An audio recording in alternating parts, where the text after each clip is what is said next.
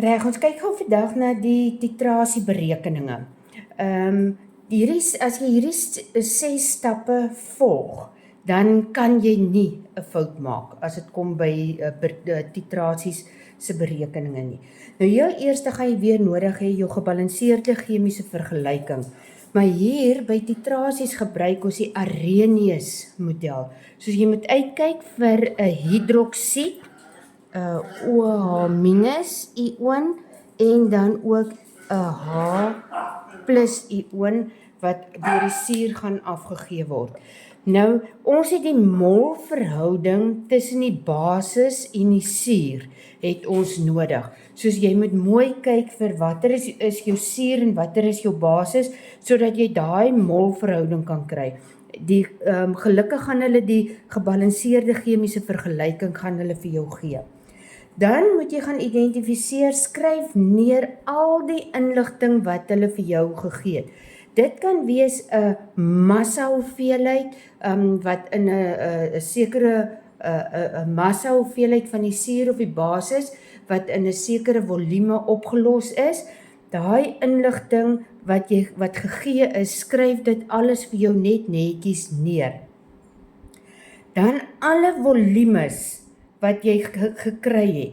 Jy mooi kyk, hulle gaan dit vir jou gee in kubieke sentimeter en dit moet omgeskakel word na kubieke desimeter, want in volumes gebruik ons kubieke desimeter en konsentrasies. Soos die kubieke sentimeter moet jy deel deur 1000 om dan by jou kubieke desimeter te kan uitkom. Dan, 'n volgende stap is dan moet jy gaan bereken die hoeveelheid mol van jou standaard oplossing. Nou jou standaard oplossing is mos die oplossing waarvan die konsentrasie bekend is. Soos jy gaan die volume wat jy gebruik het. Dit is altyd 25, 12, 16. Dis minder as dis minder as 250. Die 250 wat gegee word, gaan meestal wees om die standaard oplossingskonsentrasie te bepaal.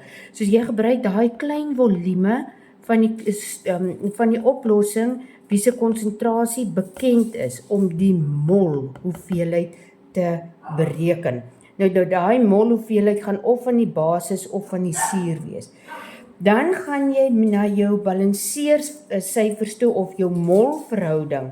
As jy die mol bereken het, gebruik jy jou molverhouding uit jou balanseersyfers uit om jou onbekende stof se aantal mol wat reageer het te bereken. So dan doen jy vir 'n verhoudingssom.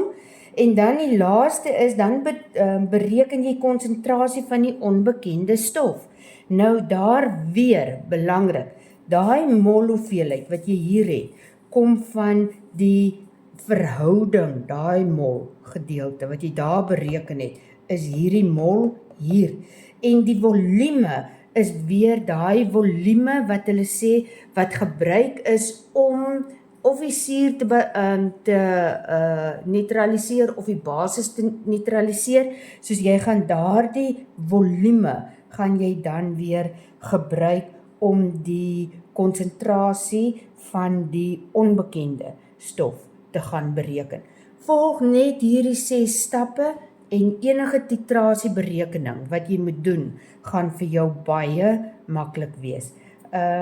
Die volgende video gaan ek gou al die verskillende molberekeninge wat julle moet kan doen, gaan ek gou vir julle net weer wys, net vir om julle geheue te verfris.